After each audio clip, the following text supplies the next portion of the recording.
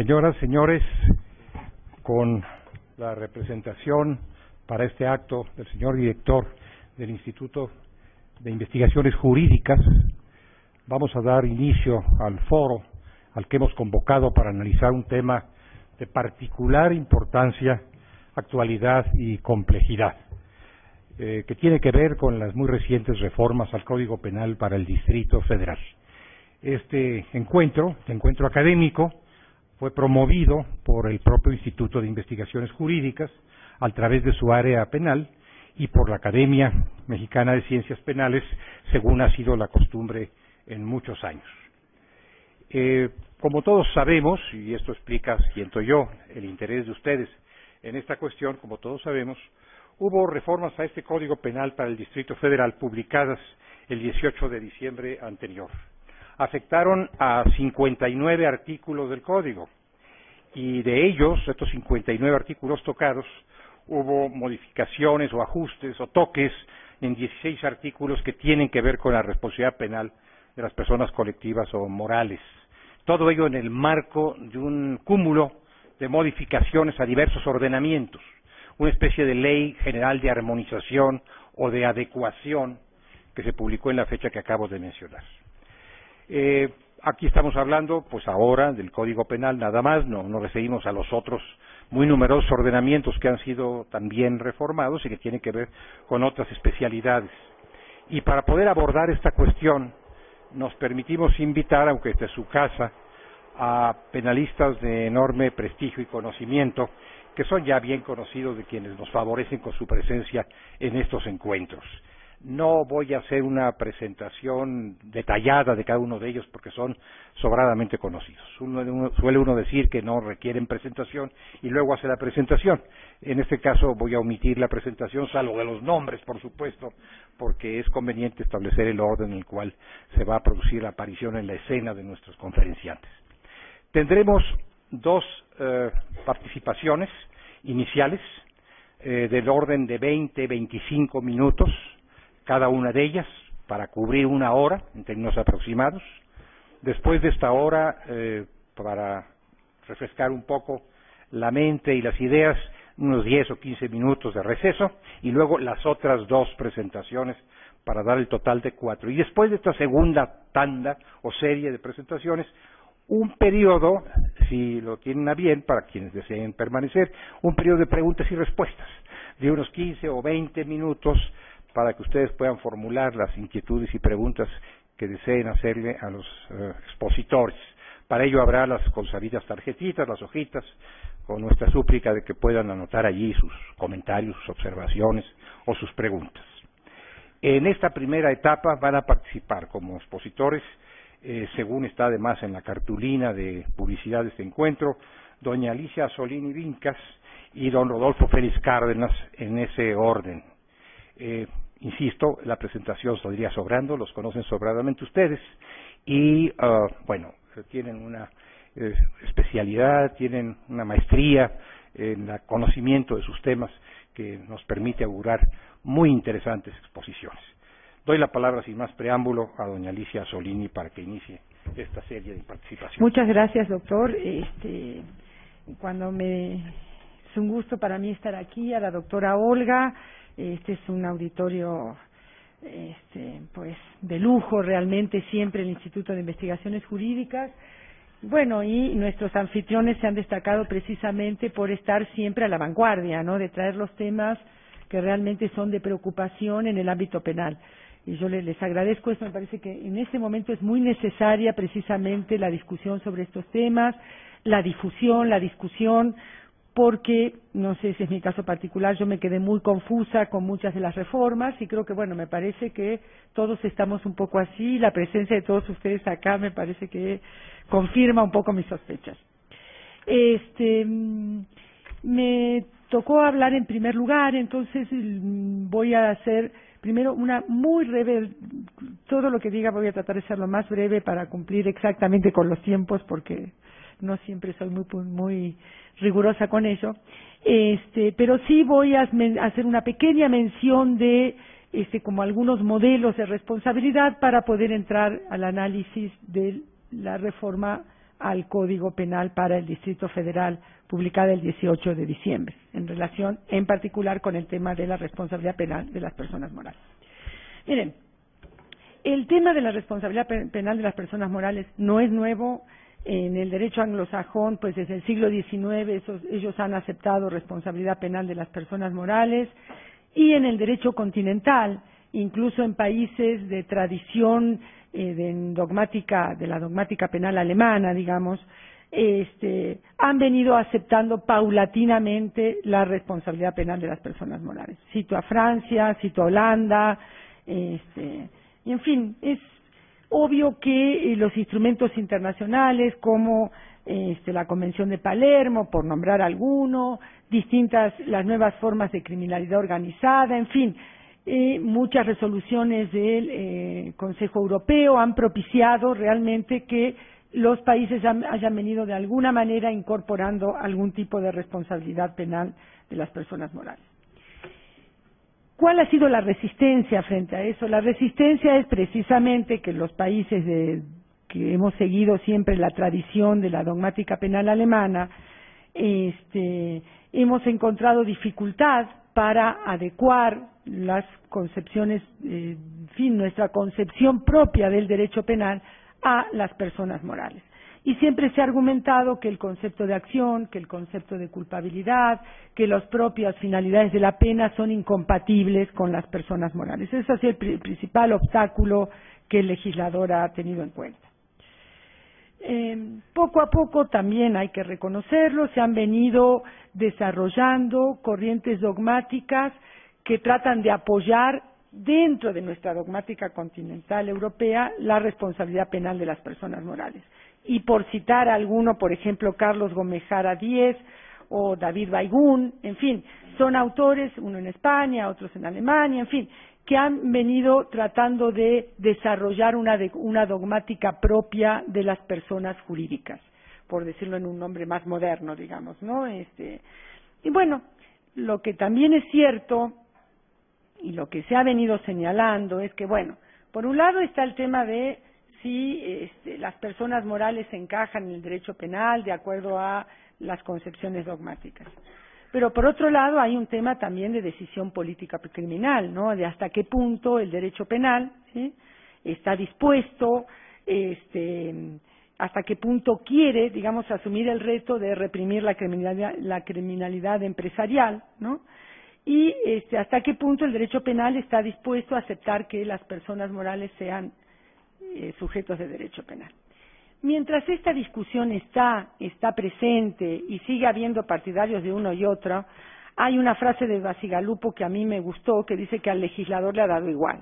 Le ha dado igual porque el legislador, por ejemplo, en español, bien o mal, aunque la discusión en su país decidió de alguna manera asumir en el Código Español reconocer a las personas morales como sujeto de derecho penal. Entonces, bueno, más allá de la discusión, nos estamos enfrentando a una realidad que también ocurre en nuestro país. En nuestro país, el tema también trae discusión desde el Código del 31, el famoso artículo 11 del Código Penal Federal, que reconoce alguna consecuencia para las personas jurídicas, siempre con un número cerrado, dice siempre que la ley especialmente así lo diga. Prácticamente no se ha aplicado ese código, este dispositivo.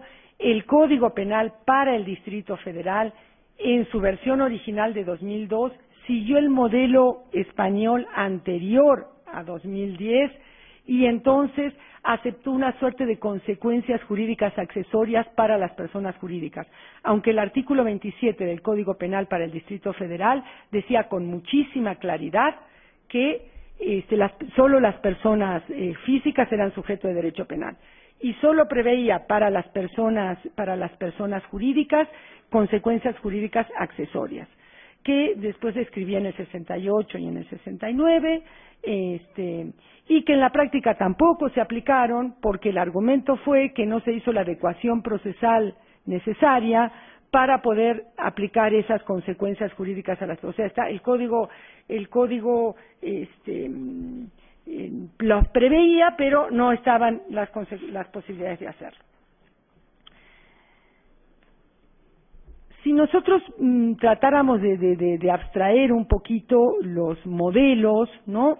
Podemos decir que ha habido como dos grandes modelos. Uno que dicen que la responsabilidad penal de las personas morales solo es puede ser de carácter administrativo, y otro modelo que asume que que las personas morales son sujetos de responsabilidad penal, que es el que les venía diciendo yo, que es el que se ha venido imponiendo en los últimos años.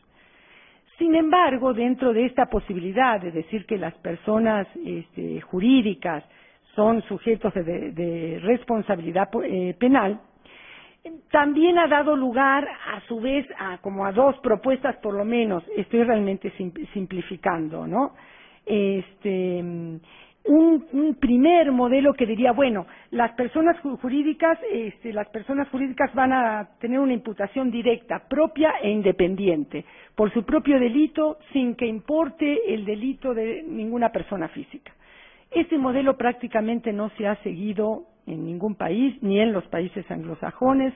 Hay ahora una ley inglesa sobre soborno, que bueno, ahí podría ser, pero es un caso muy aislado que se menciona. En cambio, el segundo modelo, que habla de un criterio de atribución de responsabilidad derivada o de transferencia, ese es el modelo que se ha venido siguiendo en los países anglosajones y en los países europeos que han adoptado el criterio de responsabilidad penal de las personas morales. Los españoles hablan de responsabilidad vicarial estricta, por la cual la responsabilidad penal se transfiere a la empresa no solo por actuaciones u omisiones de sus directivos o de sus administradores, sino también por comportamientos de empleados cuando no se hubiera ejercido sobre ellos los controles adecuados. La responsabilidad penal de la persona moral, en este modelo, coexiste con la responsabilidad penal de la persona física. Entonces, es una responsabilidad derivada pero autónoma, que posibilita que hubiera incluso dos procesos independientes entre el de la persona moral o jurídica y el de la persona física.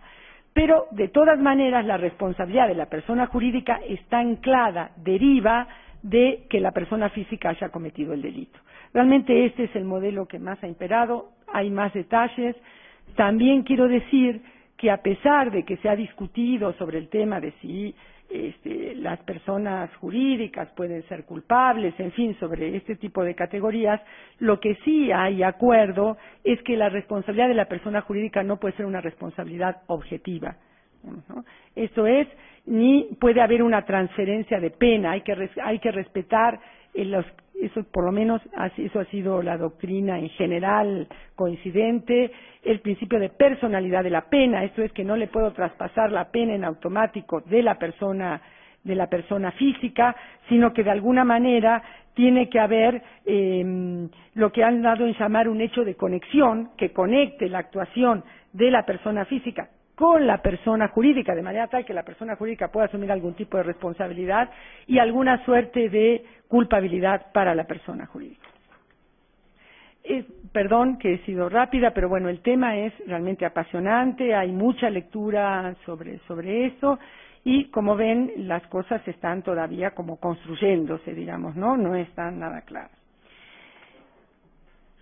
El antecedente, como muy bien señaló el doctor García Ramírez, a la reforma al Código Penal para el Distrito Federal, el antecedente fue, el Código Nacional de Procedimientos Penales. Yo creo que el Código Nacional de Procedimientos Penales, atendiendo a lo que se había dicho que no se aplicaban las consecuencias jurídicas para las personas jurídicas, porque no había regulación procesal, que no había manera procesal de cómo sancionar a esas personas, el Código Nacional de Procedimientos Penales intenta, de alguna manera, tiene un procedimiento especial previsto para las personas jurídicas. Sin embargo, creo yo, no me voy a detener en esto, pero sin embargo creo yo que tal como está redactado el Código Nacional de Procedimientos Penales hoy día, ese procedimiento especial no significa el reconocimiento de una responsabilidad autónoma de las personas jurídicas. No significa porque amarra y dice que para ejercitar acción penal en contra de la persona jurídica para ejercer acción penal en contra de la persona jurídica es necesario que se ejerza acción penal también contra la persona física que debe responder por el delito. Dice además que cuando se le formule imputación a la persona física en el mismo acto, o sea, en el mismo proceso, se le podrán entonces formular cargos, ni siquiera dice imputación, a la persona jurídica. Dice también que el representante de la persona jurídica podrá participar en los actos del procedimiento, pues si es un imputado tendrá que estar en algunos, y ni siquiera lo maneja así, ¿no? Y bueno, y en materia de individualización de las penas, de las sanciones penales, dice que las personas jurídicas se le individualizará una medida de seguridad no accesoria a la pena y consecuencias jurídicas accesorias, tomando solo en cuenta cuestiones de tipicidad y antijuridicidad. Pareciera ser que, bueno, no exige culpabilidad, en fin. No me voy a detener aquí, acaba de hablar el doctor Rodolfo Félix, pero a mí me queda claro que no está hablando de una responsabilidad autónoma de las personas jurídicas. Vienen estas adecuaciones que menciona que mencionó el doctor García Ramírez de la legislación del Distrito Federal para el nuevo modelo de justicia penal, y pareciera ser que ahí sí el Código Penal para el Distrito Federal quiere asumir un modelo de responsabilidad autónoma de las personas jurídicas. Tan es así que prácticamente hay algunos artículos del Código Penal español de 2010 que están, por lo menos en parte, transcritos literal, digamos, ¿no? Entonces, bueno, que precisamente los españoles es cuando a partir de 2010 también cambiaron por el modelo de consecuencias accesorias al modelo de responsabilidad autónoma, y pareciera ser que esto mismo se quiso hacer en el Código Penal para el Distrito Federal, que propone la responsabilidad de las personas jurídicas, pero en base al modelo de responsabilidad derivada o de transferencia. Esto es, está amarrada la responsabilidad de la persona jurídica al delito que cometa la persona física. Se deroga la disposición que decía que solo las personas jurídicas serán responsables de los delitos, y se incorpora en el artículo 27 bis, que dice que las personas morales serán responsables en dos supuestos: por delitos que se han cometido en su nombre, por su cuenta, en su provecho o exclusivo beneficio por sus representantes legales y o administradores de hecho o de derecho, y dos, por delitos cometidos por las personas sometidas a la autoridad de las personas físicas mencionadas anteriormente, esto es los administradores, ¿no?, o representantes, por no haberse ejercido sobre ellas el debido control que corresponda al ámbito organizacional que deba atenderse según las circunstancias del caso, y la conducta se realice con motivo de actividades sociales por cuenta, provecho o exclusivo beneficio de la persona moral o jurídica. Hasta aquí es el Código Español, ¿sí? Le agrega en el DF un supuesto que dice que también va a existir responsabilidad cuando la empresa, organización, grupo o cualquier otra clase de entidad o agrupación de personas que carezcan de personalidad jurídica y hubiesen cometido un delito en el seno con la colaboración a través o por medio de la persona moral o jurídica. Y en este caso, las sanciones se limitan a algunos supuestos, dice del artículo 32, que en realidad no menciona sanciones, sino que sigue mencionando consecuencias jurídicas accesorias. Y entonces ahí empieza que no entendemos muy bien, porque por un lado pareciera que está hablando de una responsabilidad autónoma, pero por el otro lado sigue mencionando las consecuencias jurídicas accesorias, que serían propias de una responsabilidad no autónoma, digamos, ¿no? Y por otro lado también hace alusión a sanciones que no se sabe cuáles son, si son esas consecuencias jurídicas accesorias que son sanciones, o bien si las sanciones son las sanciones que vienen previstas en la parte especial para las personas físicas, que podrían hacerse una transferencia con un sistema que tiene para las multas.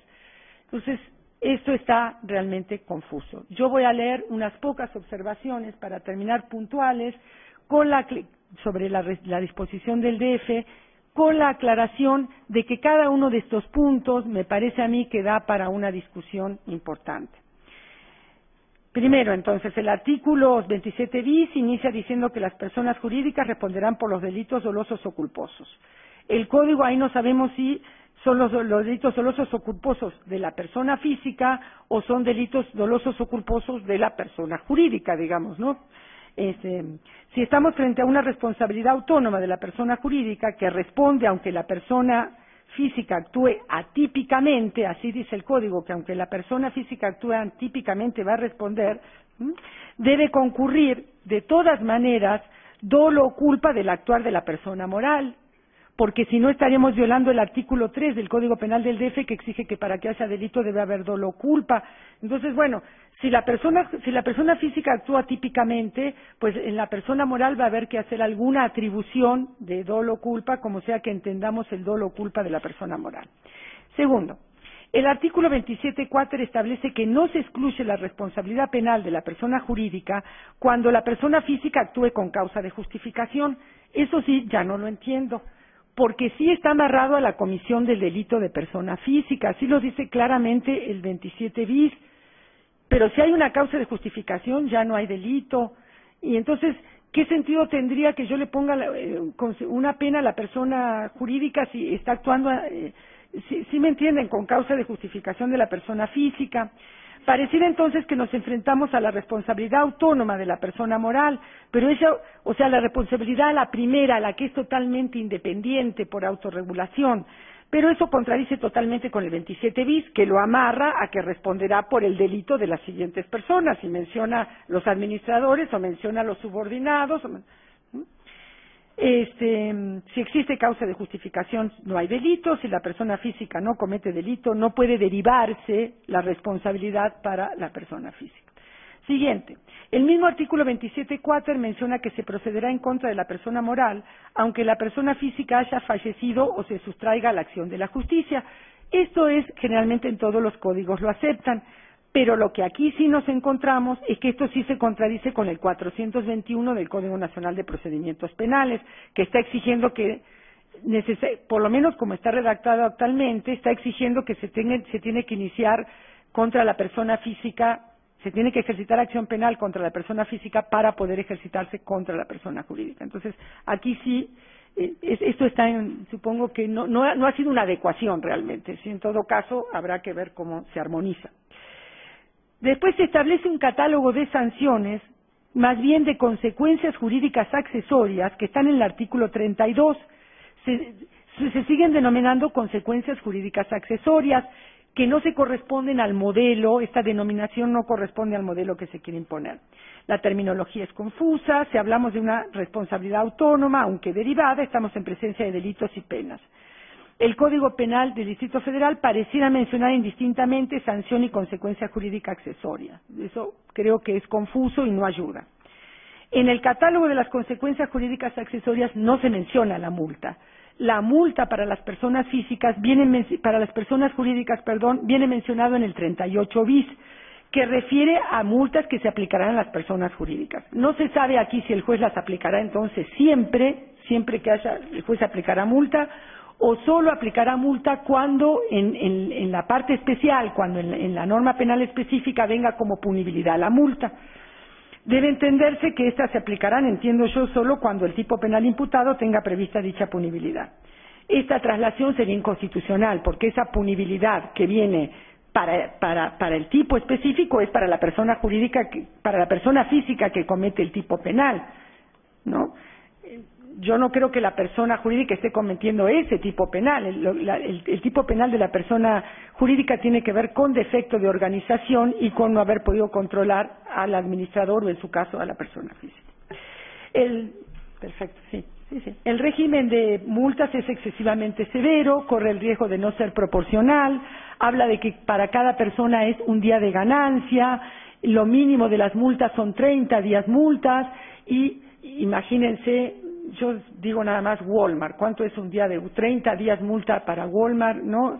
En fin, yo entiendo que tiene otra capacidad económica, pero pueden llegar a ser realmente multas muy excesivas y hay que pensar que son fuentes de trabajo, en fin, y como son las personas jurídicas, muchas veces eso siempre se traslada para abajo, o sea, los que van a terminar perjudicados son los trabajadores. El 38 bis menciona que los días de prisión también pueden calcularse en días multa. Ahí es una clara referencia al tipo de la parte, a la norma de la parte especial de la punibilidad aplicable a la persona física. Bueno, en consecuencia pareciera ser que a la persona física se le aplicarán las punibilidades que estaban previstas a la persona jurídica se le aplicarán las punibilidades previstas para la persona física. Otra cuestión es que está regulada la responsabilidad en número abierto. Pareciera ser que la persona va a responder por cualquier delito de las personas físicas, por cualquiera, y esto abre un campo de penalización que excede en mucho las razones que han impulsado al reconocimiento de la responsabilidad penal de las personas jurídicas en el marco internacional, realmente. La idea no es que tuvieran que responder por en abstracto yo sé que no es así, pero en abstracto, no sé, podrían llegar a responder, no sé, hasta por unas lesiones en riña, digamos, ¿no? En fin, de un repartidor en abstracto, no digo, pero bueno, está abierto de tal manera que pudiera dar. Ya la reforma también hace responsable a las simples agrupaciones sin personalidad jurídica. Esto es bastante discutible, quizá el maestro Félix se detenga un poco más. Nada más voy a señalar que algún sector de la doctrina considera que solo deben responder a aquellas empresas que han alcanzado un grado de complejidad interna y solo ellas pueden ser sujetos de derecho penal, que al igual que las personas físicas son imputables cuando han alcanzado un nivel de autoconciencia importante, también esto debiera aplicarse a las personas jurídicas. Pero bueno, este es un tema a discutir. Me quedan nada más por decir. Una observación que se hace también en el derecho español y que es aplicable al nuestro, porque está también copiado el artículo de las atenuantes prácticamente de manera muy parecida, es que entre las atenuantes para las penas para las punibilidades a las personas morales es que que las empresas establezcan antes del juicio oral medidas eficaces para prevenir y descubrir los delitos que en el futuro pudieran cometerse con los medios o bajo el amparo de la propia persona moral o jurídica. Entonces, dice la doctrina, si la empresa ya tuviera en marcha este programa, si tuviera un programa de compliance en marcha efectivo antes de que se cometiera el delito, entonces la persona no tendría por qué responder en estos casos, digamos, ¿no? Y por último, yo quiero decir que el artículo 5 del Código Penal para el Distrito Federal establece el principio de culpabilidad, que no puede aplicarse pena alguna si la acción o la omisión no han sido realizadas culpablemente. Y ese principio es aplicable a todo el Código. Eso de alguna manera nos enfrenta, creo yo, a que en el caso de las personas jurídicas no se puede aplicar responsabilidad objetiva. Tiene que haber alguna suerte de culpabilidad, como sea que la doctrina la concluya. Yo creo que de la lectura rápida a las reformas sobre responsabilidad penal de las personas morales se percibe que el legislador está, por lo menos el del DF, montado entre la postura anterior de las consecuencias jurídicas accesorias y de que no era autónomamente responsable, con un nuevo sistema de responsabilidad dependiente pero autónoma, y ahí se ha quedado a la mitad, todavía sin terminar de definirlo adecuadamente. Yo creo que es muy riesgoso y negativo sancionar a las personas morales con criterio de responsabilidad objetiva, que es violatoria de derecho y no beneficia la actividad económica de la ciudad. Es también contraproducente establecer un régimen de responsabilidad penal que no se aplique, como ha venido pasando, como ha pasado hasta el momento con las sanciones previstas para las personas jurídicas, que generamos regímenes de responsabilidad y nunca se aplican. Tampoco creo que eso sea lo adecuado. Considero que la regulación de la responsabilidad penal de las personas jurídicas es un hecho que debemos enfrentar con aportes de la doctrina, de los penalistas, de los académicos, de los juristas. Por eso la razón de esta mesa. Que en todo caso la ley penal y su aplicación se apegue a los estándares internacionales de derechos humanos y a las necesidades y problemáticas de los mexicanos, de los habitantes de la Ciudad de México. Yo creo que la responsabilidad penal de las personas jurídicas ha llegado para quedarse. Va a ser muy difícil que nuestra postura sea rechazarla totalmente, pero sí creo que debemos generar criterios de imputación que sean respetuosos de los derechos de todo sujeto de derecho penal. Y bueno, y esa es una tarea que nos corresponde a todos. Muchas gracias.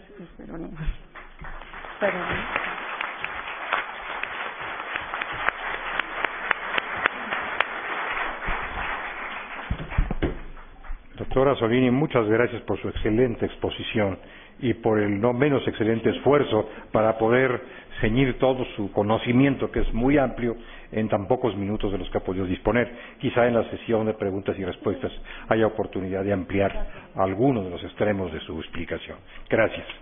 Paso la palabra enseguida al maestro Rodolfo Félix Cárdenas para que disponga de tiempo igual y nos haga el favor de transmitir los conocimientos. Por favor, maestro. Gracias, don Sergio. Primero que nada, agradecerle a mi querida maestra doña Olga y a don Sergio García Ramírez, a este instituto, por nuevamente invitarme a participar en estas jornadas y, por supuesto, a ustedes por acudir y acompañarnos en estas mesas. Como dice Alicia, y con toda claridad, es un tema complejo, pero es un tema al que le tenemos que entrar, no hay vuelta de hoja, ya no hay para atrás. La responsabilidad penal de la persona jurídica, al menos ya en nuestro país, es una realidad, aunque una realidad bastante mal propuesta en su regulación, al menos así me lo parece a mí, pero no va a desaparecer, al contrario. Todo indica que quizá logremos en breve al menos hacer algunas modificaciones para que esto tenga una mejor presencia. El hecho es que esto ya llegó y hay que trabajar con esto. Ya el debate que tiene que ver con que si se debe de admitir, si procede o no procede, pues me parece a mí que será un debate meramente dogmático, estemos o no de acuerdo con esto, pero el hecho es que ya está, ¿no? Somos el segundo país en Latinoamérica, el primero es Chile y luego nosotros, que está implantando esta imputación a personas jurídicas, pero está bastante extendido en el mundo europeo occidental. Entonces esto ya cada vez crece y crece y crece. Y el debate más bien, como dice Alicia, es en términos de si la responsabilidad debe quedar en el seno meramente administrativo, como esencialmente Alemania y Austria lo hacen, o si la vamos a conducir ya a un terreno penal. Pues aquí se tomó la decisión de hacerlo en un terreno eminentemente penal. Y entonces me parece a mí que para entender lo que está pasando acá ahora en México con esto habrá que hacer 4 precisiones muy rápidas. La primera, muy conocida por ustedes, hay un Código Nacional de Procedimientos Penales, que es la norma procesal para todo el país, claro, en cuanto tenga aplicación para todos, en materia federal con aplicación ya en Puebla y en Durango, ¿no? Y en algunos estados de la República, que empieza por algunos espacios y prontamente estará en otros. El hecho es que ya está el Código Nacional de Procedimientos Penales y es ahí donde se habla de responsabilidad penal de personas jurídicas. Código Nacional de Procedimientos Penales, una ley nacional, no una ley federal, y que regula materia procesal. El segundo tema es que en ese Código Nacional se ha previsto, desde que fue creado, una referencia a la responsabilidad penal de las personas jurídicas sumamente, digamos, restringida en cuanto al contenido de carácter procesal, por un lado. Por otro lado, mandando la señal de una idea de un modelo de imputación, como decía Alicia, un modelo de imputación del cual se hace depender en esto que es el Código Nacional vigente en algunos lugares, que se hace depender la persecución penal de la persona jurídica de perseguir a los representantes legales de la persona jurídica. Y en el que ahí se establecen una serie de disposiciones que seguramente Roberto también va, y Moisés a lo mejor van a comentar, que son eminentemente referenciadas y de contenido de derecho penal sustantivo, pero que acogió la norma o la regulación procesal, ¿no? Bajo el argumento de que, bueno, pues los que digan que es sustantivo es porque están alejados ya de las nuevas tendencias, ¿no? Entonces lo que es el derecho penal puro y duro, que no ha cambiado en varios siglos, sí, como es determinar las penas, las medidas de seguridad, bueno, de la ley de la pena y las medidas de seguridad, etcétera, que está vaciado en el Código Nacional, no es competencia de un legislador procesal. Es un tema en donde ahí se puede partir desde otro punto de vista el análisis. Ese es el Código Nacional de Procedimientos Penales. Luego, lo que tenemos es una minuta del Senado en una reforma que planteó la Procuraduría de la República de manera muy cerrada en diciembre, que fue aprobada ya por el Senado. Esa minuta está en la Cámara de Diputados actualmente, se frenó en diciembre, ahorita la tienen para discusión, y que tiene un cambio importante en este tema.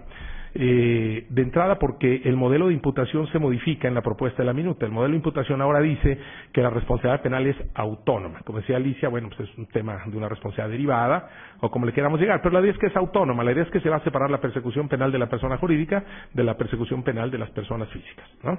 Entonces, es un modelo distinto de imputación al que tiene el Código vigente. El Código Nacional se quiere pasar a un modelo diferente, pero se dan una serie de reglas y una serie de cuestiones que ahorita yo voy a hacer alguna exposición sobre eso, sobre la minuta, porque esto puede salir en una semana, 2 semanas, si es que no la logramos parar, y en donde me parece que va a dar también algunas ideas para el reflejo con el Código Penal del Distrito Federal. Y la tercera es justamente en el Código Penal del Distrito Federal, porque aquí no es una regulación procesal, es una regulación de derecho penal sustantivo. Entonces, la materia penal sustantiva quedó asignada a los estados, a la Federación y al Distrito Federal.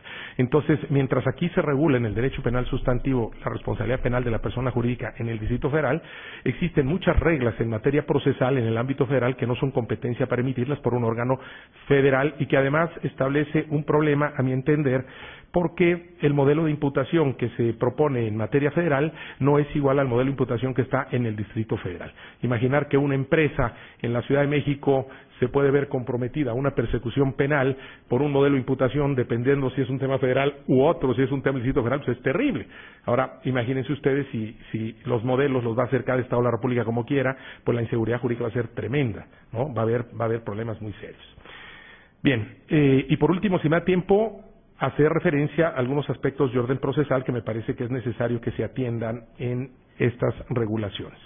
Entonces, aun y cuando las normas del Código Nacional de Procedimientos Penales están, por supuesto, en una regulación procesal, voy a referir yo a esta propuesta de la minuta para hacer algunos señalamientos, porque ustedes lo que van a observar aquí, quien redactó ambas propuestas no es la misma persona, pero sí tienen la misma confusión, ¿no? Uno más y otro menos. Están los dos, son amigos míos, pero en verdad están perdidos. En verdad están perdidos. Al menos esa es mi opinión y voy a tratar de mostrar por qué. Fíjense bien.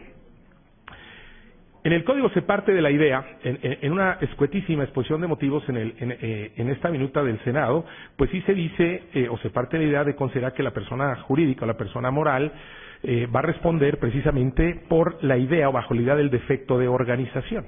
Entonces es una tesis muy aceptada, el defecto de organización, el que va a sustentar el poder imputar a la persona jurídica. Es decir, esto va a tener que ver con el injusto, con la culpabilidad y ese tipo de cosas.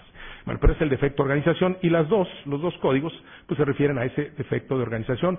Uno son una terminología y otro, pero en esencia es el defecto de organización, es decir, la falta de controles por parte de la empresa respecto ya sea de los representantes legales o bien de los empleados que dependen de estos representantes legales, ¿sí? De donde va a derivar la imputación a la persona jurídica, puede derivar la imputación a la persona jurídica.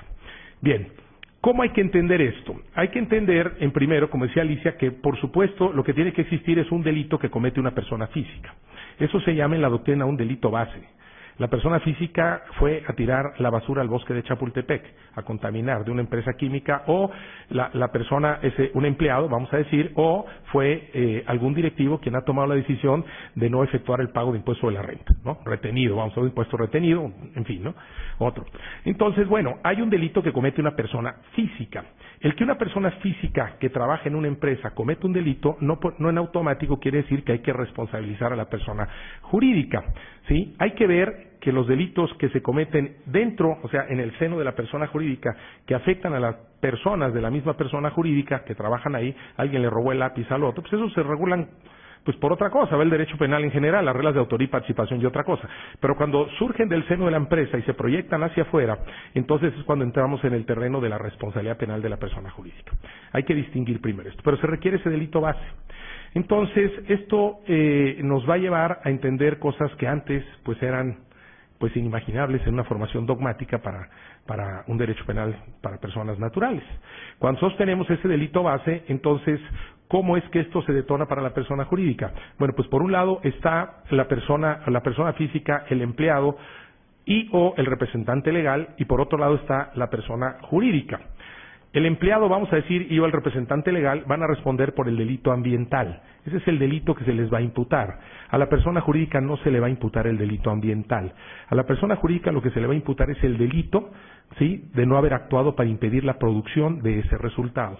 Es decir, un defecto en la organización, ¿sí? Y el defecto en la organización quiere decir que en la manera en que la persona jurídica está organizada o estructurada, etcétera, la persona jurídica ha propiciado, facilitado que estas conductas se produzcan.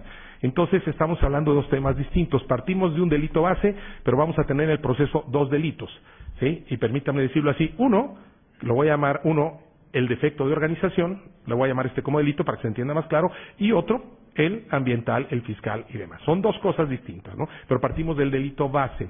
Entonces, un proceso penal por esto tiene que ocuparse de ambos.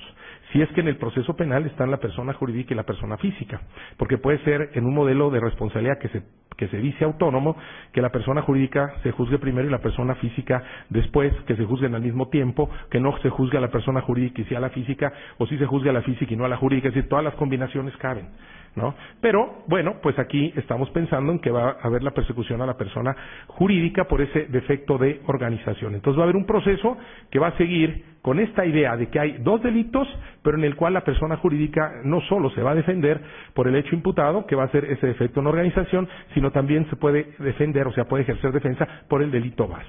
Es decir, la persona jurídica podía alegar y poder defenderse en tanto el fraude fiscal o el delito ambiental. Y no solo por eso, sino también por la imputación de existencia de defecto de organización que le está conllevando a que se detone la comisión del hecho. Por supuesto que si no hay defecto de organización en el caso, o si ese defecto de organización no es el que propicia o conlleva la comisión del delito base, no puede ser imputada la persona jurídica. Eso es evidente, ¿no? Entonces tiene que estar vinculado. Ahora se le llama un nexo, ¿cómo le llaman? ¿Nexo de qué? Ahora se utiliza un nombre ahí de... Bueno, en fin, ¿no? Si no deriva del defecto de organización, la realización de ese delito base, entonces la persona jurídica no tiene por qué ser imputado, ¿no? O no tiene por qué alcanzar responsabilidad. Este sería en un marco, digamos, de cómo tendría que empezar a manejarse este tema, ese hecho de conexión. Bueno, pero vean ustedes, esto lo encuentran en ambas propuestas. En ambas propuestas se hace una referencia a que se les van a aplicar consecuencias accesorias, en ambas propuestas. Cuando surgió el Código Penal, el Código Nacional de Procedimientos Penales, y esto surgió así, de la misma mano, quiero decirles que fue la misma mano, ¿no? Le dimos un manazo y lo cambió peor. Entonces, bueno, la misma mano.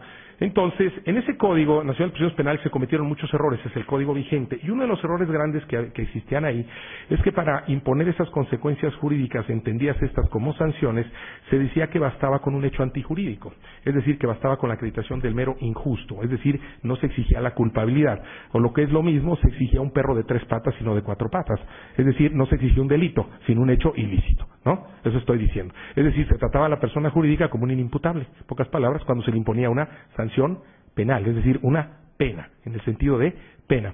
Esto se criticó mucho y entonces pues le modificaron ya en esta propuesta, y sí aparece cuando habla de consecuencias accesorias en una primera parte del mismo artículo, que es el 422, que le agregan la palabra sanciones, y entonces hay que entenderlo como penas. Y abajo se dice, para efectos de individualización de las sanciones anteriores, el órgano jurisdiccional debe tomar en cuenta lo establecido en el artículo 410 y el grado de culpabilidad que corresponde de conformidad con siguientes aspectos. Pero ya habla del grado de culpabilidad. Entonces ahí le corrigieron como para decir, bueno, sí, aquí sí, estamos claros que tiene que ser un delito, que hay que atender a la culpabilidad y no pasa nada. Más adelante se vuelve a hablar de consecuencias accesorias en el mismo artículo. Y entonces se dice que las personas jurídicas con o sin personalidad jurídica propia que hayan cometido o participado en la comisión de un hecho típico y antijurídico podrá imponérseles una o varias de las siguientes consecuencias jurídicas. Y ahí nos dice suspensión de actividades, clausura, prohibición de realizar en futuro actividades, inhabilitación temporal, etcétera, intervención judicial para salvaguardar derechos, amonestación pública. Todas, salvo la intervención judicial para salvaguardar derechos de trabajadores o acreedores, todas las demás son penas, no son medidas de seguridad, son por naturaleza penas, o sea, el lenguaje es de etiqueta, es como una pantalla nada más. Y entonces uno piensa si esto lo hicieron pensado, o sea, si lo hicieron maliciosamente o de plano no le entendieron. ¿Por qué? Porque si nosotros hablamos de un modelo de imputación autónomo, como este código lo pregona, un modelo de imputación autónomo, entonces yo no puedo procesar a una persona jurídica, imponerle una pena y además una medida de seguridad, que es una consecuencia accesoria. No puedo ponerle las dos, ¿no? O sea, no puedo, te pongo la pena, pero además te aviento la medida de seguridad. Eso no se puede. Las medidas de seguridad entendidas así como consecuencias accesorias, decía Alicia, se entendían como el modelo anterior. Perseguía yo a la persona física, condenaba a la persona física y le aplicaba una consecuencia accesoria a la persona jurídica. ¿Sí? Es accesoria la pena de la persona física. Entonces yo no puedo procesar a una persona jurídica, imponerle una pena y además una consecuencia accesoria. Por eso les digo que falta bases en lo que se está aquí escribiendo, ¿no? Y además se dice, esto es para las personas con o sin personalidad jurídica y le dicen sin personalidad jurídica propia. Yo no conozco empresas con personalidad jurídica ajena, ¿no? Entonces, con personalidad jurídica propia. Entonces, a las personas jurídicas con personalidad jurídica propia, pues a esas no se les pueden aplicar medidas de seguridad porque tienen responsabilidad autónoma y solo son penas. Y a las personas sin personalidad jurídica, entonces habría que entender que solamente respecto de estas son las únicas a las cuales se les pueden imponer medidas de seguridad. Es decir, hay que entender muy bien lo que dice la ley. Habla de personas jurídicas sin personalidad jurídica. No está hablando no se está refiriendo aquí al tema, por ejemplo, como ya he escuchado que algunos decían, de, por ejemplo, sociedades irregulares. No esas tienen personalidad jurídica reconocida en la ley. Estamos hablando de otra cosa. Personas jurídicas sin personalidad jurídica. No quizá una asociación en participación, algunas otras de estas por ahí, o que dos nos juntamos, simulamos un contrato y estamos haciendo cosas ahí que no son.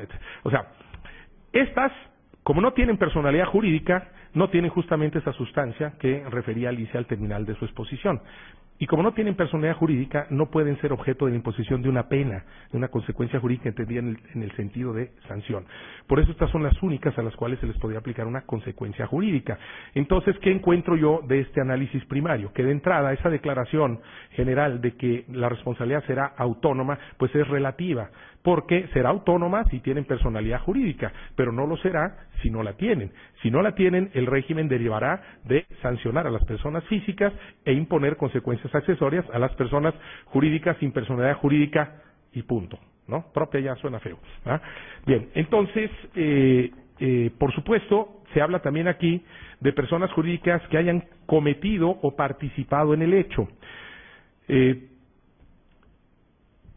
Si estamos hablando de un régimen de responsabilidad autónomo, la persona jurídica no puede ser sino autora, no puede ser partícipe, ¿no? Entonces no participe en nada, ¿no?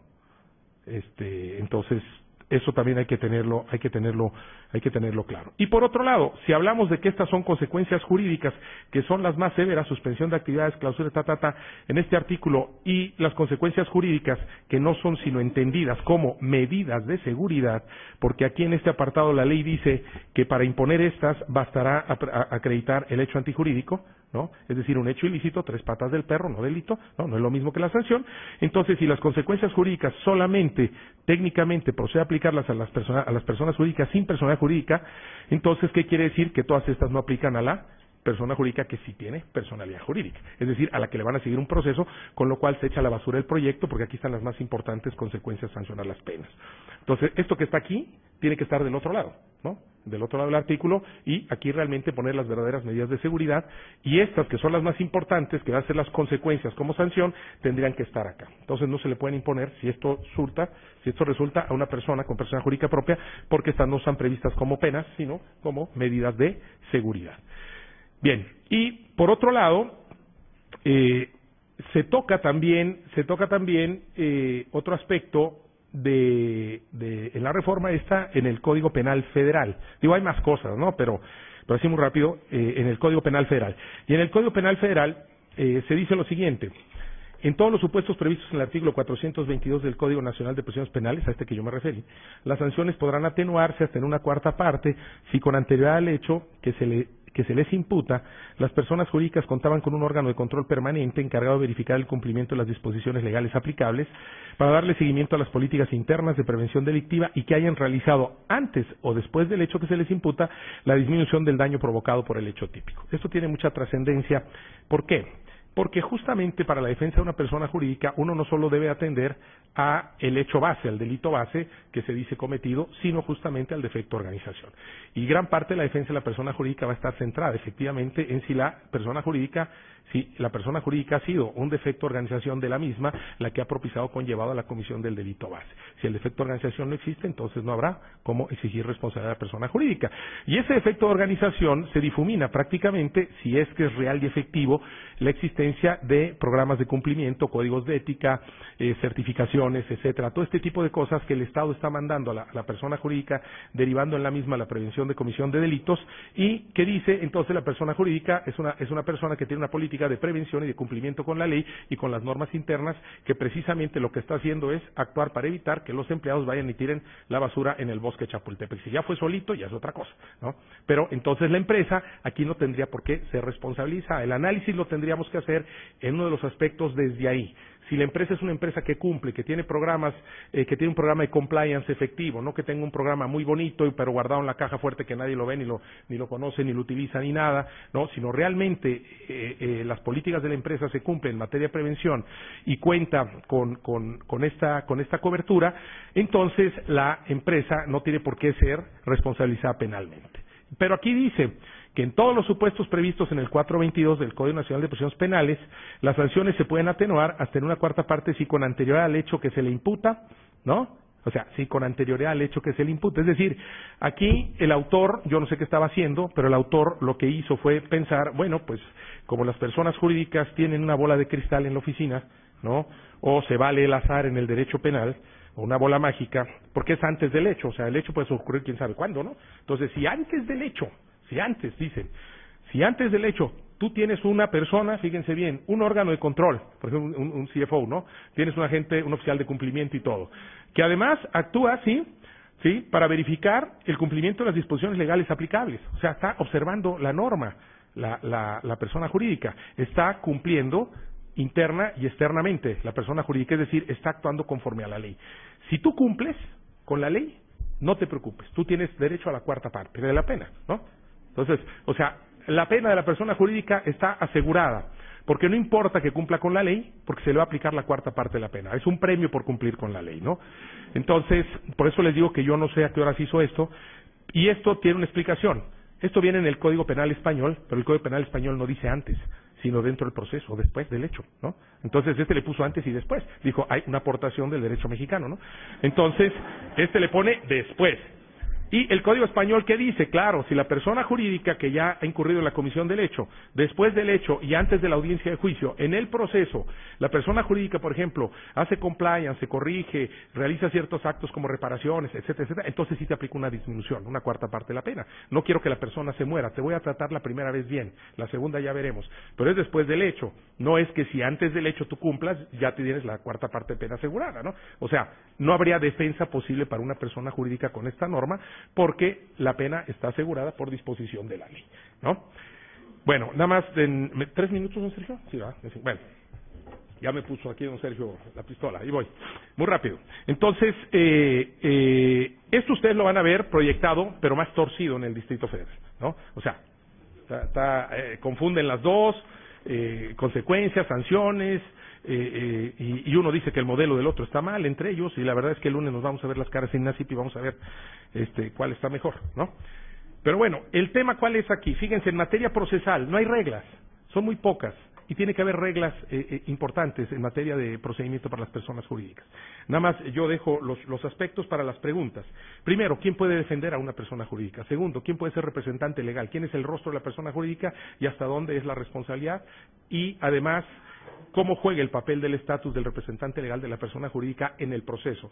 Tercero, si puede llevarse un proceso a una persona jurídica sin asistencia de un representante legal. Cuarto, reglas de competencia territorial. Se comete el hecho en Guanajuato, no es responsabilidad de personas jurídicas porque ahí sucedió, pero la matriz está en el DF. ¿Dónde? ¿Cuál es la ley que aplica? ¿No? O sea, por ejemplo. Quinto, otro más. ¿Puede el defensor de la persona jurídica ser un imputado, coimputado? ¿Puede ser un testigo o alguien que va a ser llamado testigo? ¿Puede ser un abogado externo?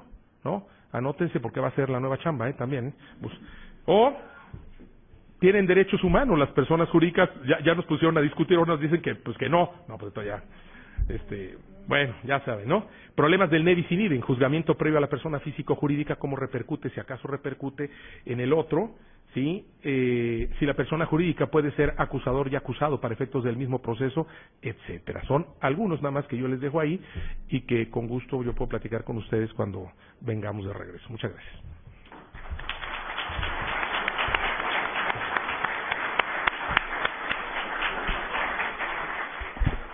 Muchas gracias al maestro Félix Cárdenas por su también espléndida exposición, colmada de interrogantes, de preguntas, de dudas que nos ponen a reflexionar y que debieron haber puesto a reflexionar al legislador antes de haber acometido la tarea de reformar el Código Penal.